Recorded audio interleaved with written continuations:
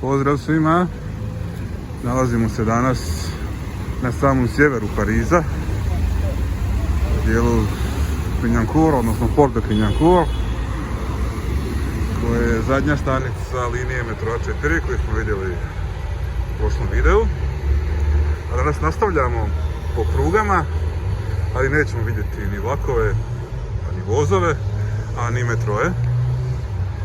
Jer pruga koju ćemo se danas obići je napuštena pruga, a ovo što vidite, La Recyclerie, je hipsterski kafić, restoran, pa i atelje za popravak raznih stvari. Ali ono što je nama bitno je što ovdje nekad bila željeznička stanica. Znači ovo je nekad bila stanica Port de Clignancourt na liniji koja se zvala Petite Ceinture, odnosno mali pojas, i koja je zaokruživala Pariz. Znači kompletan Pariz je bio zaokružen tom linijom i vlakovi su prolazili, išli su tako u krug. 32 km je bila duga ta linija, otvorena je sredinom 19. stoljeća.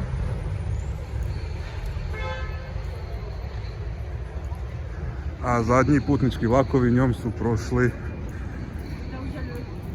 1934. godine, kad je potpuno ugašena za promet, zapravo ne potpuno, ali ima dijelovi linije koji se još dan danas koriste, i to od sredine 80. godina, kad je linija C RER-a nastavila svoj put sjeverno od Pariza, pa na nekoliko stanica prolazi baš linijom nekadašnje Petite Ceinture. Linija pruga je ovdje, ali ovo je sve, ovo što vidimo je dio restorana kojem sam vam pričao. Tu je njihova terasa, pa čak se spušta, ima terasa i dole na samoj pruzi sjede.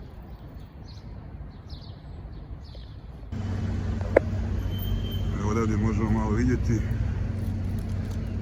dolje kako to izgleda. Znači gore je bila stanica, dolje pruga i peroni. Sad je gore taj restoran i atelje, odnosno atelje je dolje s ove desne strane, s lijeve strane je terasa.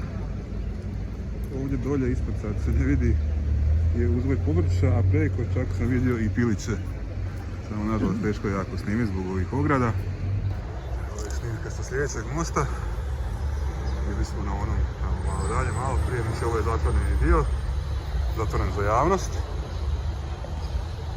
Pruga je najvećim dijelom upravo ovakva, znači poluotvorena, samo malo niže u odnosu na cestu i zgrade, ali dijelom ide kao i ovdje što ispod ulazi u tunel, i ovdje je sada ispod ove šetnice, a na jednom dijelu je i nadzemna. Kad se približavamo sljedećoj stanici, a sljedeća stanica je bila Avenue de la Saint-Ouen, a sada se tamo nalazi kulturni centar Le Hasard Ludique.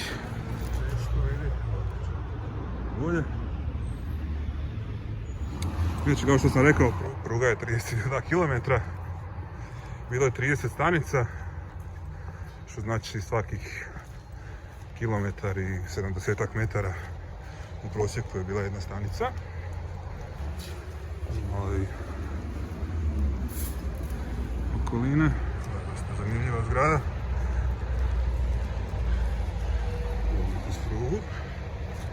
Ove zgrade su već bile tu još dok je pruga bila u punom jeku.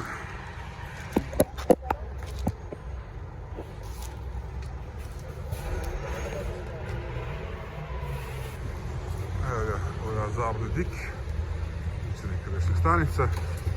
Većina stanica su sačuvane, rijetke se još i danas koriste, ali na nekim drugim linijama. Većina su restorani, dok je ovaj kulturni centar. Kada je pruga Petite Ceinture, ili skraćeno PC, konačno zatvorena za promet 1934. godine, zamijenili se autobusi, za razliku od svih ostalih pariških autobusa koji nosi brojeve, su nastavili naziv PC. Danas taj autobus vozi samo na jednom još malom dijelu, možda 1/4 tog puta, a na ostalim dijelovima su je zamijenili ovi tramvaji koji će je i potpuno zamijeniti jer se radovi i dalje nastavljaju. Znači samo se otvaraju nove stanice na toj liniji i za koju godinu više neće biti tih autobusa, nego će biti isključivo tramvaj. Linija broj 3 podijeljena je na 3A i 3B i ona je danas nasljednik pruge La Petite-Ceinture. I mi ćemo upravo sada s tramvajem nastaviti naš put kako bi došli do dijela pruge koji je otvoren za javnost. Da, vidimo se tamo.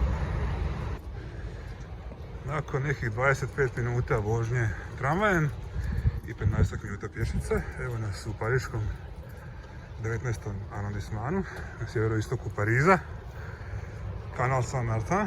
Ovo što vidite tamo dalje je Parc de la Villette koji zaslužuje poseban video jednog dana. Nadam se sad na proljeće. Zaista i sam kanal i park i sve što ima u parku zaslužuje jedan poseban video. A mi se nalazimo na mostu gdje je prolazila nekada Petite-Ceinture. Pruga je i dalje tu. Na ovom dijelu ne možemo doći do pruge jer je zatvoreno. Zatvoren za javnost. Tu gdje je pruga.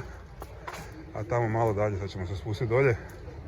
A malo dalje se ponovo popet na dio koji je potpuno otvoren za javnost. Znači most. Kako smo bili. Kako vidim dosta ljudi trči, idu dalje tamo prema parku. Ovaj kanal se nastavlja, ide dolje do dijela grada koji se zove Stalingrad, pa blizu Place de la République. Tamo prolazi ispod zemlje, sam kanal, i brodovi idu ispod zemlje. I onda kod Bastille ponovo izlazi na površinu i nedugo nakon toga se uljeva u Senu. A mi danas ne pratimo kanal, nego idemo pratiti našu prugu. Evo je most kraj kojeg smo bili i zatvoren i zabranjeni dio. A ovaj dio je otvoren, evo ovaj dio pruge je posut zemljom i tako je napravljena šetnica. Jedna od brojnih šetnica koje su otvorene, sve više i više se otvaraju za javnost. Kompletna pruga je i dalje u vlasništvu francuske željeznice, ali u suradnji s gradom Parizom su dio ostavili, odnosno stavili na raspolaganje gradu Parizu kako bi se napravile šetnice. Sljedeća stanica je bila Rosa Parks, ovdje se nalazimo na 27 km od 32 km pruge. Rosa Parks je stanica koja je dugo bila zatvorena. Otvorena je prije nekih 4-5 godina ponovo. Potpuno nova stanica na novoj liniji RER koja ide istočno od Pariza. Koliko vidimo ovdje je otvoren samo mali dio, ali tamo je ponovo neka ograda. Rekao sam vam već kad je pruga zatvorena, pa da vam ispričam kako i zašto je otvorena, a i zašto je došlo kasnije do zatvaranja. Znači, to ćemo saznati na sljedećem dijelu pruge. Zadnja stanica prije onog dijela koji sam vam obećao. Znači, ovaj dio je zatvoren za javnost. Tamo vidimo u daljini tunel koji je zatvoren apsolutno za sve. Zadnja stanica je ova preko puta. Ovaj kombi je baš divno parkiran, tako da ju ne vidimo. Uglavnom, stanica je bila Charon. 90-ih je ovdje bio jedan od kultnih pariških klubova, La Flèche d'Or, gdje su nastupale tada najveće francuske i svjetske zvijezde. Kasnije je zatvoren, a otvoren je kafe klub, znači kafić u kojem i danas ima žive svirke.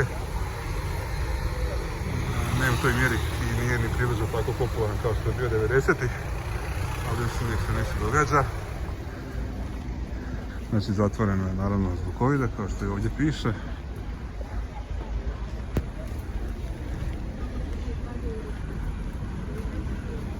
Ali evo. A sad, ovo je bila zadnja stanica koju ćemo vidjeti na popisu. Sad idemo, kao što sam obećao, na onaj otvoreni dio i da vam ispričam cijelu priču konačno o poticanju. Samo još jedan detalj prije toga. Ovdje sad se nalazimo jako blizu. Malo druga, treća ulica desno. I došli do pariškog groblja Père Lachaise, na kojem su pokopane brojne slavne osobe. Najpoznatiji i najposjećeniji su sigurno Jim Morrison, Oscar Wilde, Edith Piaf, ali puno osoba iz svijeta likovne umjetnosti, filma, književnosti, muzike. Ali to je svakako poseban video, jedan kako je potrebno gotovo cijeli dan za Père Lachaise. Ovaj put koji vidite, kojima sam upravo došao, je bio odvojak sa linije Bastille do Petit Saint-Cyr. Napokon smo stigli. Znači bila je jedna pruga koja se spajala na ovu prugu. Ovo je jedan od najdužih dijelova otvorenih za javnost. Tamo bi išli prema sjeveru. Ovo je otprilike, možda malo tamo sjevernije, je najistočniji dio pruge. Bili smo na najsjevernijem, sad smo došli na najistočniji i sa najistočnijeg se spuštamo ovako jugoistočno, znači prema jugu. Počeo sam snimanje u 10:30, sad je već prošlo 14 sati. Znači dobre 3,5 sata u kojima sam, da bi došao ovdje, se vozio tramvajem, biciklom, metrom i autobusom, ali najviše ipak pješice. Ovdje ćemo i na ovoj šetnici završiti sa onim najvažnijim, a to je zašto je uopće nastala i zašto je prestala s radom. Htio sam reći nestala, ali kao što vidite nije nestala. Ovaj dio ovdje je samo nabačena zemlja da bi se moglo lakše hodati, dok ova pruga može sutra proći vlak. Evo vidimo koje su, znači 20,50 km. Sljedeća stanica na onom je Bercy, koja je i danas velika stanica željeznička, a na onu stranu je Nation, gdje prolazi linija A i brojni metrovi. Znači mi idemo prema Bercyu. A krenemo sada sa historijskim činjenicama. U početkom 19. stoljeća se počela razvijati željeznica oko Pariza. Znači pruge u Francuskoj, naravno Pariz kao apsolutni centar svega je bio glavni. I sagrađeno je 5 kolodvora, 5 različitih kompanija koji su išli na 5 različitih strana. Svi ti kolodvori postoje i danas, samo su dodane još 2, danas ih ima 7, ali nijedan nije spojen. Znači ne postoji centralni neki pariški kolodvor. Ako dolazite sa sjevera Francuske ili iz Engleske, iz zemalja Beneluxa, doći ćete na sjeverni kolodvor. Ako dolazite, ne znam, iz Njemačke, na istočni. Ako dolazite iz Italije, Švicarske ili sa juga Francuske, Gare de Lyon i tako dalje. I ti kolodvori su bili kao i danas svaki za sebe. Danas ih je naravno svi spadaju pod francusku željeznicu, jednu jedinu firmu. Ali tada je bio problem kako spojiti sve te kolodvore. I pariške gradske vlasti i francuska država u suradnji s vojskom odlučili su napraviti ovu Petit Saint-Cyr liniju, znači koja bi išla, pravila krug oko Pariza i automatski spajala sve te kolodvore, znači da putnici pa i vlakovi teretni da mogu prolaziti kroz sam Pariz između tih kolodvora. Vojska je bila zainteresirana jer bi im to u obrani grada puno pomoglo, ovakva jedna linija gdje bi mogli brzo rasporediti vojsku i sredstva. Tako da je vrlo brzo napravljena i sredinom 19. stoljeća puštena u promet. Prvo samo kargo, ali vrlo brzo su počeli nicati stanice i puštena je u putnički promet. I bila je iznimno popularna, već za 10-20 godina su počeli ići vlakovi prvo 8 puta, a kasnije čak i 12 puta na sat. Znači svakih 45 minuta bi prošao jedan vlak u oba smjera. Puni krug je trajao 1 sat i 10 minuta.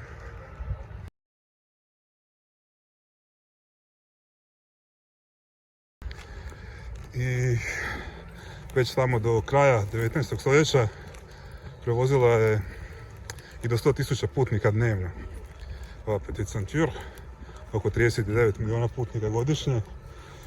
Tako da su gradske vlasti, kad su vidjeli da je tako nešto potrebno Parizu i da je postaje već opterećeno, shvatili su da bi bilo dobro napraviti metro, jer je očito potreban Parizu metro koji bi prolazio kroz sam grad, za razliku od ove linije koja ga okružuje samo, i time bi se naravno skratilo trajanje putovanja s jednog mjesta na drugo. I tako je počela izgradnja metroa. Kako su se metroi razvijali, tako je na ovoj liniji bilo sve manje i manje putnika. Tako da je zanimljivost da je ova linija zaslužna za rađanje metroa, a rađanje metroa zaslužno je za smrt ove linije. Putnika je bilo sve manje i manje i kao što sam rekao, 1934. je prošao posljednji putnički vlak.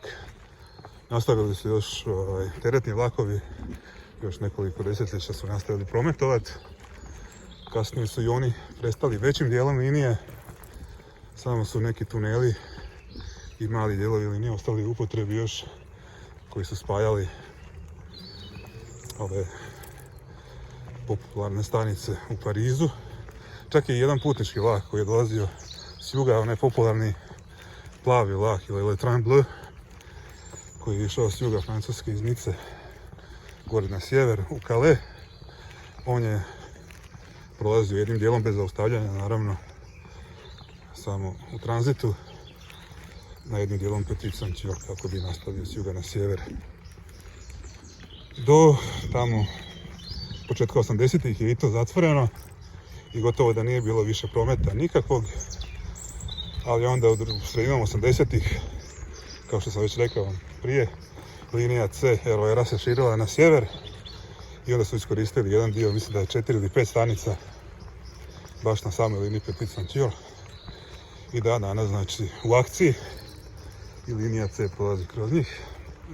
Što sam saznao još jednu zanimljivost, jedan mali dio ove linije Petite Ceinture se koristi za testiranje novih metroa. Znači prije nego što ih idu testirati na prave linije metroa, testiraju na ovoj liniji, naravno ne ovdje koji je otvoren za javnost, nego na zatvorenom dijelu za javnost. Vidite da ima čak i dosta ljudi ovdje, zna biti više, pogotovo kad su vikendi, kad je lijepo vrijeme. Ugodno je za prošetati se, nema prometa nikakvog, ne može naići auto, tramvaj, autobus, pa neće čak ni vlak. Tako da dosta ljudi vole ove šetnice i zato ih je sve više i više. Što sam rekao, u suradnji s gradom Parizom, sve ih se više otvara ovako za šetnje, barem za sada, jer kao što je metro doveo do zatvaranja linije, tako sadašnja prezasićenost metroa bi mogla dovesti do ponovnog otvaranja u slučaju potrebe, jer u Parizu se više nema gdje raditi nove linije metroa. Sve linije koje se rade idu van Pariza, u samom gradu nema mjesta, rade se nove linije tramvaja, ali nije isključeno da za koju godinu ili koje desetljeće ponovo dođe do potrebe i za ovom linijom. Znači evo kao što možete vidjeti ovdje da treba sutra može proći vlak, naravno moralo bi se zatvoriti prvo ovaj dio koji je za pješake.